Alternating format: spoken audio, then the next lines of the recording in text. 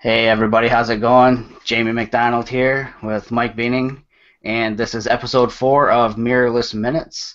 We've actually got something non-Olympus to share today.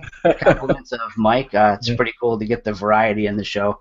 Want to get anybody hating on us because it's been pretty much non-stop Olympus. And Yeah. on that note as well, I've got a buddy of mine who is a mirrorless shooter who's with the Fuji system. He's actually going to be on the next episode of our show as a guest, and we're going to continue with that trend and try to get other people from Mhm. other formats on here. I don't want to monopolize the whole show with Olympus stuff, so don't worry about that. I guess we'll start off today. Mike wanted to. He had a couple of picks he'd like to talk about, so we'll start off with those, and then we'll probably transition into sharing some of the photos that we've shot since our last show.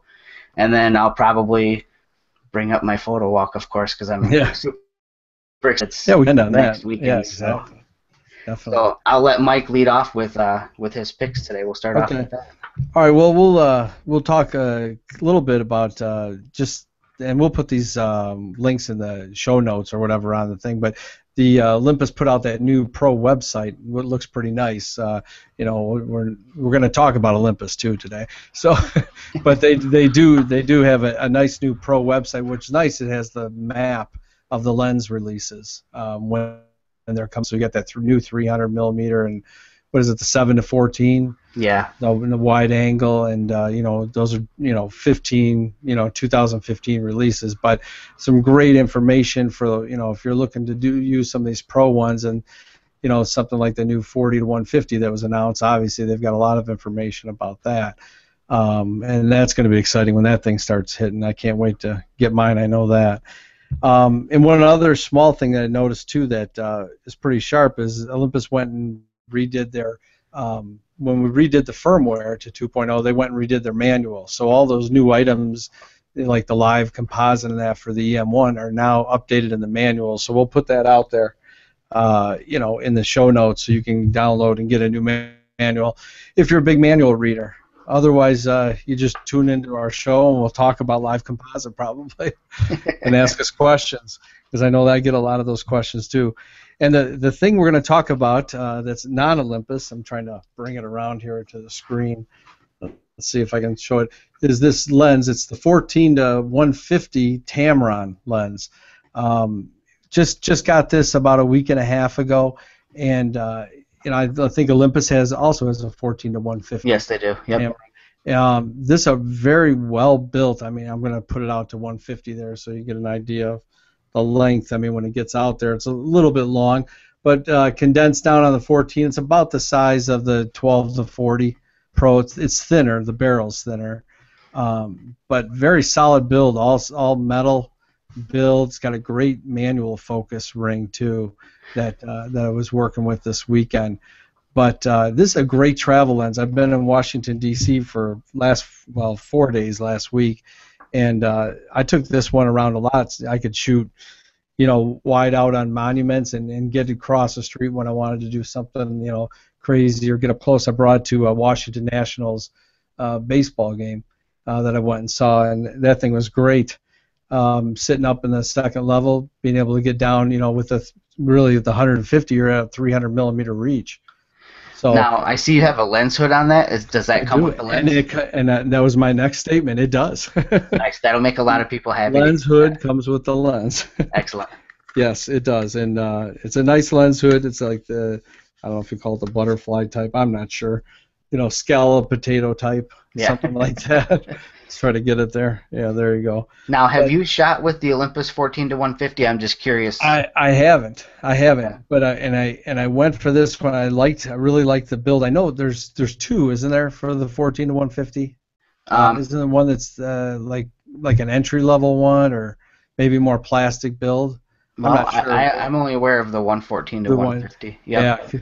And this, we'll have a link to show us. This was five at B&H 549. Okay. So I mean, it's midway in the more expensive realm of lenses, but nice travel lens just to keep on if you're going to go out with one camera and do 4 or 5 hours of walking.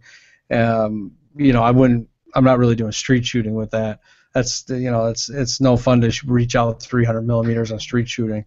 That's not the way you do street shooting. At least that's not the way I teach people. And that's not a bad price. I mean, look at the focal range you've got on that. Oh, yeah. Going from, a moderately wide lens to 20 quite a to bit of reach. So 300.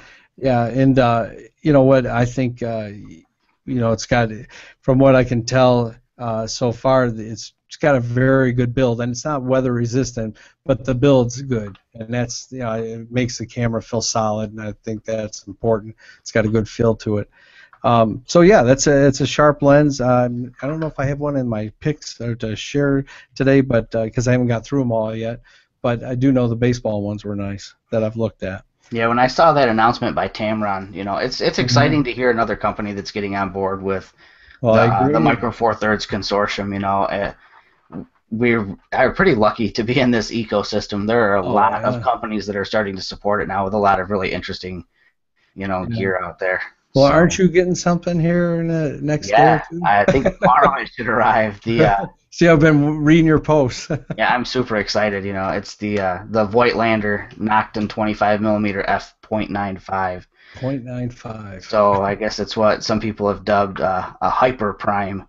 Mm-hmm. I don't know if it has an equivalency on full frame, because I hear a lot of debate. People saying, well, it's actually not a 0.95 if it was full frame. I'm thinking, well, it's designed for this sensor, so it is 0.95 for the sensor.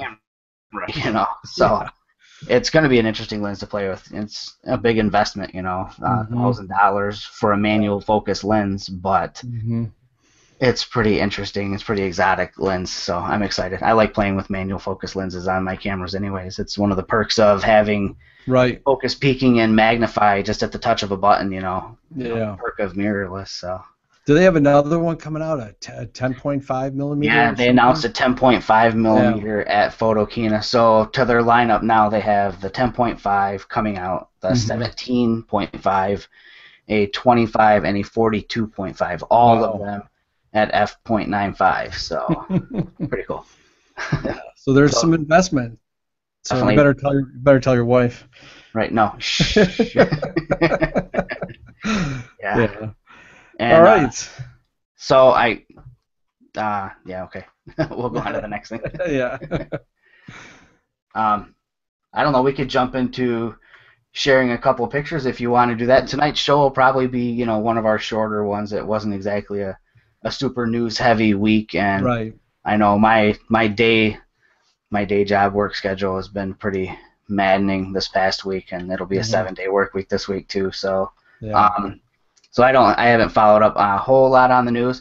I guess one news thing that I guess I'll talk about before we go into pictures is something that was exciting to me, because I hope the promise is there of something better. It's the announcement of a new social website called Ello. It's ELLO.com. Currently it's in an invite-only beta, and I was fortunate enough to have a good sweet friend of mine, Tammy Lee Bradley, get me in, and so far I like it. It's the promise of the website is that they're pretty much the anti-Facebook. There are no ads, which makes a lot of people say, okay, that business model is doomed to fail immediately if there are no ads. I guess they want to start generating revenue off of selling you features to the website, basically. So if you wanted the ability to do X, Y, or Z little things, you could pay like $1 or $2 to have those features added. But what really has me interested in is the way your photos are displayed. It's almost like they built this social site for photographers. The images show up humongous. I mean, I have a 20-inch screen or 27-inch screen in front of me right now, and so the pictures are just ridiculously huge. But on any viewing device except for mobile, it's not really optimized for mobile quite yet, but the pictures are just large. They're not, I don't think there's any compression going on there. It's not like Facebook where your pictures look like crap when you upload them. They're just stunningly beautiful. And one thing that I'm really liking is that there isn't a like button. I find that the like button on Facebook it makes people just ridiculously lazy. I think the extent of their interaction with somebody is like, and it just drives me nuts. I'm a photographer. If I post a picture and you like it, I enjoy it more if you don't like it, and if you actually say something about it. I love feedback. I like this. You could have done this differently. I'm always open to constructive criticism and critiques. So open invitation, everybody. And on Ello, since there's no like button, if somebody's going to interact with you, they're going to take a minute and they're going to type something out and write to you. And I just like that level of feedback. And again, it's currently an invite-only beta, and I gave out all my invites already, so I can't help anybody else out with that. But when it does open up to the public, I think the photography community is really kind of latched onto it right now. If you look at my feed on there, you'll see why. It's just full of big, beautiful photos from everybody. So that's, I guess, the only news that I really have to talk about this week is how excited I am about the possibility of maybe a newer, different way of doing things through social media with Ello.com. Yeah, that's cool. Yeah, definitely nice. I've used up all my invites too, because I got invited from some guy named Jamie McDonald. So, but yeah, they go quick. It is sharp. Tons of photographers.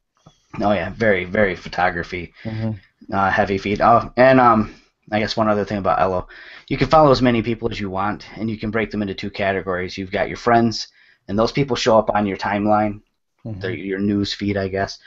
And then you've got the other column with people that you can put them in the noise side. Those are people who maybe are, we'll say they're product marketers or things like that, people who you might be interested in what they have to say, but not all the time.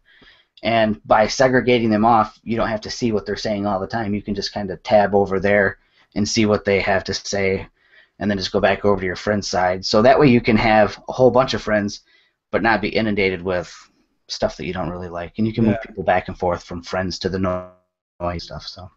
Yeah, aren't the noise photos a little smaller too? Like when you're looking at them. You can change the display of that so that it shows up the same way it does on your normal newsfeed, so that they're big giant photos. But like you were saying though, initially it's set up. The default is so that everything is broken down into little chunks instead of this big giant linear feed vertically set up. Yeah, so that's pretty cool. Right. Do you want to start off sharing some of your photos first? Seems how I always jump in and hog it. I could, so as long as I get the screenshot to work, I'll be real happy. I think I will, though. Let's see. You tell me. Do you see some soldiers there? Sure do. Okay. All right. Well, this obviously I told you I was just in Washington, D.C., and at the Tomb of the Unknown Soldier, they do the changing of the guard every half hour. And just watching these guys work, if it were a sunny day, it was unbelievable. But it was downpouring. I mean, just downpouring. And so I, instead of even grabbing the EM1, I grabbed the Olympus TG3, and I went out there and just held that thing, towards the ground, really high steps otherwise. So I went down in front of everybody and sat down in the water and took these shots. It's just a very solemn event, watching these guys. Rain, nothing phases them at all. For being out there like that, and then every 30 minutes a new one comes out. But I just liked how all their steps are in line, perfect. Every click of their heels, it was amazing. So if you've seen it before, you probably know what I'm saying. But hey, and then I processed that in that tonality. Yeah, that's a beautiful black and white. Man. Yeah, and I just love that program. Seem to use that more than ever now. Let's see. The next one here is shot with the old 9mm fish cap or fisheye body cap lens, and this is the Renaissance Center downtown Detroit. Out on a photo walk. Actually, it was one of the workshops I was doing for street shooting. Shot from the inside of their atrium, and you know what? That fisheye, like anything else, there are good and bad times probably to use it.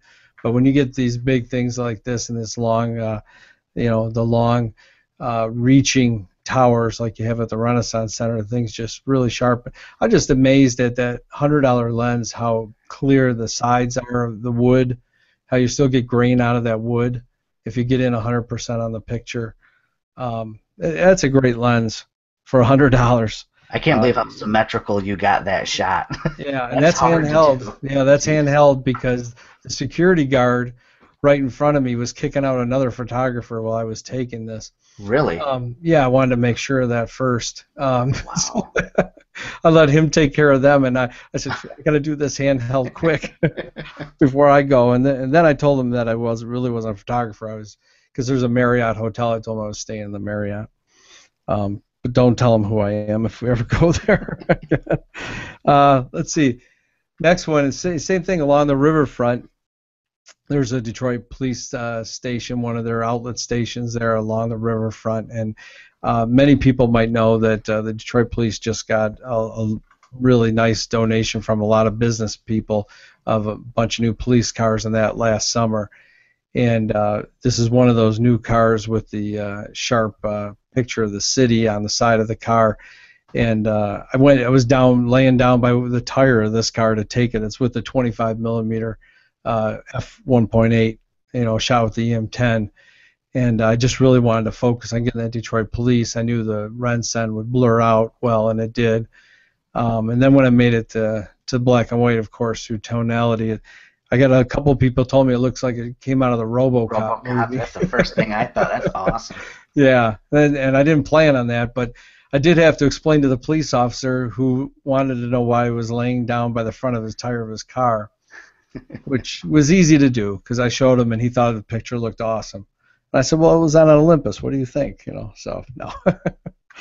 But yeah, that was pretty good. And we'll do this pick stuff in another week. We'll bring up the pixel sticks, but since the Tigers, fourth time in a row, Central Division champs, I'm a huge sports fan, so I had to put this out. This is shot in the backyard. Now this is with live composite and that pixel stick, and the 6-foot wand, light painting wand, and I'll definitely be bringing that up, and we'll have it on the show. Spend a little bit more time talking about it, but this is just shot with a picture I grabbed up off of the Tigers website, put it into the pixel stick, and you can make any picture you like out there, and just was going crazy with that one night. And that live composite is great because nothing blows out. You can see the back stayed real dark with the house behind me there, and we still got some nice light. So that's the neat thing, and that shot with just the 1240 Pro lens there. And last one, and I think you've got some stuff too. Not the greatest composition by any means, but I was just so excited because there was a birthday party, and I was taking pictures with a 25 millimeter, birthday party. Actually, it was for my wife. And as major storm starts coming in, so I had to run out to the porch and threw up my tripod. I said I can't take any more pictures. It's gonna have to stay out there. And I set it up for the live composite. That's about 20 minutes of shooting, 20 minutes while it was open, and 2 or 3 lightning bolts coming by. So the possibilities with lightning and that live composite are amazing. And I can't wait to see. I'm sure you, Jamie, with your storm chasing, and I could see you waiting too long and getting hit by one of those things.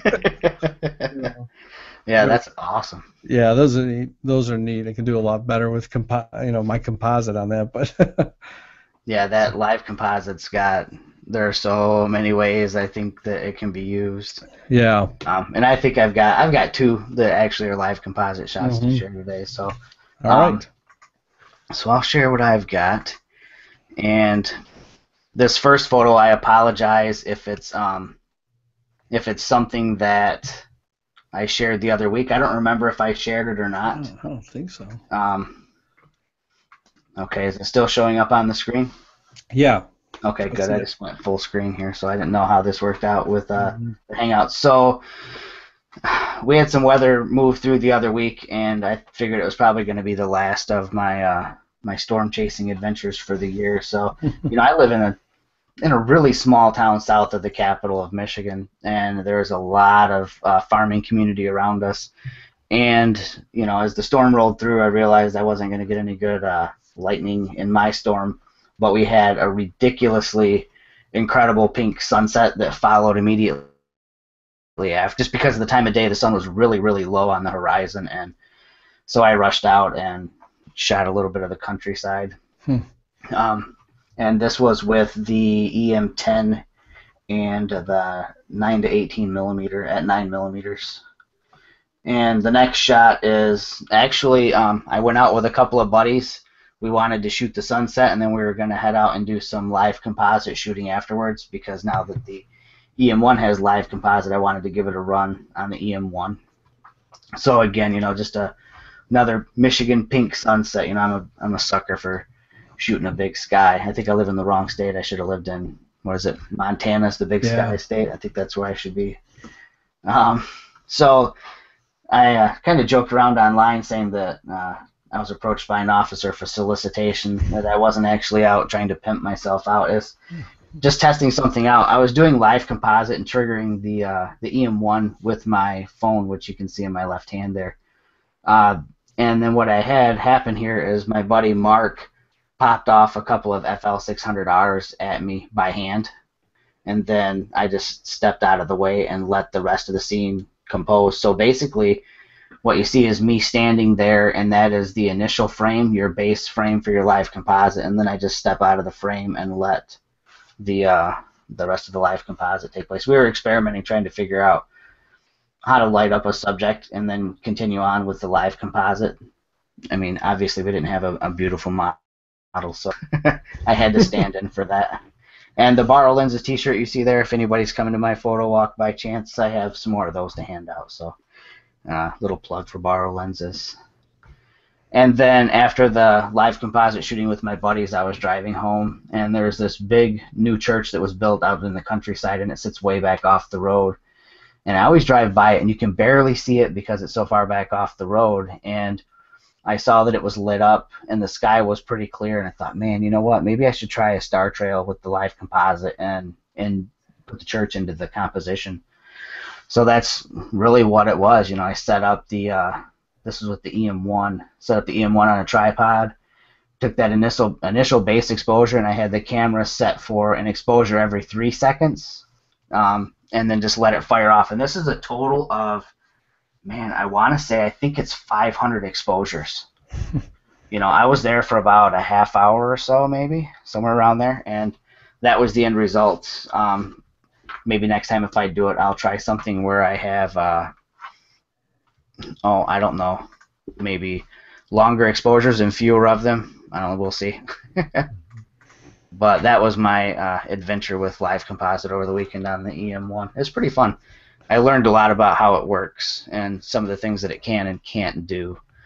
I'm going to go to the summit in November in Pennsylvania, and one of the things I'm going to request is that we have the ability to add flash to that, so that you can do like a rear curtain flash, so that at the end of the live composite you could have somebody step in and pop them with a flash and have them show up good, because we tried that by hand, and it just doesn't seem to work out quite right. So it's fun though. I'm really digging the live composite. I'm trying to think of some other ways that I can use it. That definitely is cool. That one with the star trails is fun. I mean, it's amazing what you might be able to do, because you can put 2 batteries on the EM1 if you got the grip. Yeah. Let that thing go for hours almost. And that's something that I'm thinking about doing. I don't know enough about astronomy to understand what I'm going to end up with, but I've considered, I have a DC adapter for the EM1, and I've considered just sticking the camera outside. It's fairly dark where I live in this small town, and just running a couple of 100 feet of extension cords out into the yard, pointing it up at the sky, and letting it run all night. Yeah. Setting the alarm, and getting up just before sunrise or whatever, and getting it, see what happens. But I have a feeling I'll end up with condensation on the lens, so it probably won't work that great. Yeah, it's possible. The desert would be nice ones. I'm trying to think of. I'm going out there and at the end of the month here, out to Phoenix, so I might be able to get stuff with some cactus in it and let that run. Yeah, definitely. Cool. I'm sure you follow Alex McClure. He's another trailblazer. I actually have Tom out there. Yeah. Yeah, definitely. So, and then I guess that's about it that I have to share. Again, I don't have a whole lot of news. And we're getting closer to the half-hour mark. I know something else that I wanted to mention is for those, again, this is a really hyper-local kind of thing to talk about, but for anybody who's attending my photo walk or thinking about attending it that is a mirrorless user, specifically Micro Four Thirds users, or people really interested in Micro Four Thirds and just want to see a selection of equipment, I've got the the live drive kits. I'll be getting those within the next day or so. And one of the things that I'm going to have on hand actually is I'm going to have the 40 to 150 2.8. That's not even. This is probably going to be the only place you're going to be able to see it for the next couple of months is at this event. So if you show up to the photo walk, I'll make sure if you're a Micro Four Thirds user, you'll be able to get your hands on it. I'll not hesitate to let people pop it on their camera and shoot with it. I want people to see it.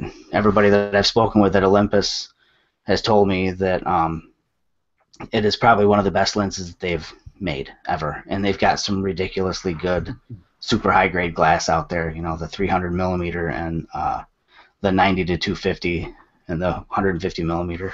Those are three, you know, super ridiculously expensive lenses, and they're saying that this 40 to 150 is on par with those optically, which is pretty incredible, you know. So if you want to see that lens and you're in Michigan, show up to the photo walk on October 11th, and just, you know how to get a hold of me on social. So if you're curious and want to go, just get a hold of me and I'll set you up, get you taken care of.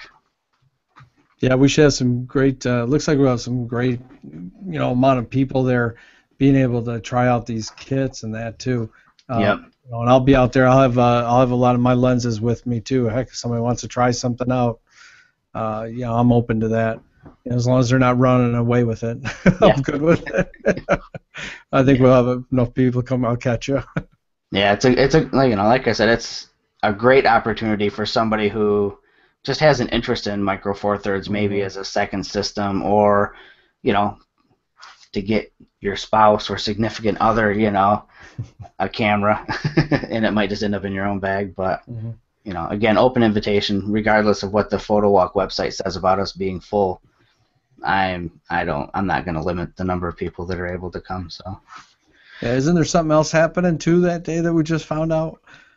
Let's see. Going on in Lansing, isn't it the yeah, that's right. There are going to be a bunch of walking corpses there.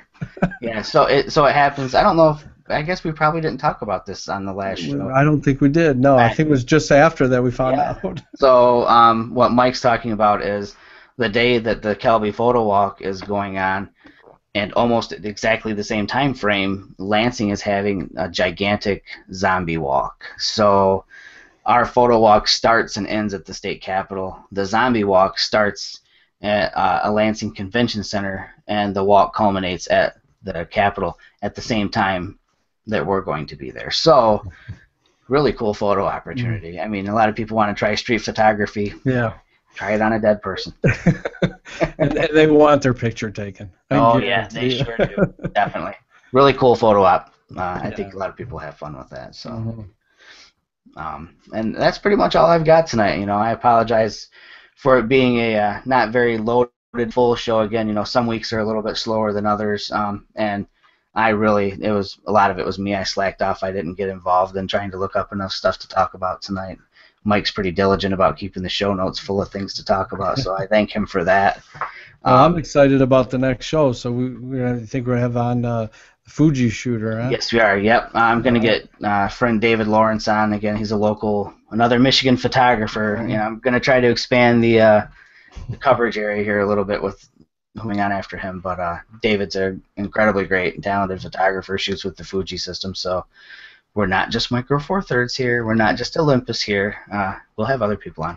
And again, you know, it's an open invitation. If anybody has any interest in coming on the show, my only thing is I would really, really like you to be a mirrorless shooter, or at least maybe somebody who is committed to getting into a mirrorless system.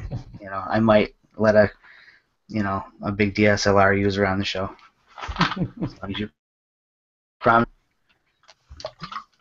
So I guess that's it from me. If Mike has anything else he wants to add, no, if not, I think that's it. Yeah, we're real close. We're a minute away. Yep. 30 minutes. And you know, and the things that Mike spoke about earlier about the manual and the Olympus Pro lens website, I'll put links to those at the bottom of the description of this episode on YouTube. So we'll have some links for you guys. And I guess we'll see you all in 2 weeks, and we'll have a guest on too. And if you want to be on, like I said, get a hold of us. We'll be glad to have you on. Yeah, and I think we'll have some shots too from the photo walk. Oh, we'll definitely have a lot of those. Yeah. All right, everybody. See ya. Take care.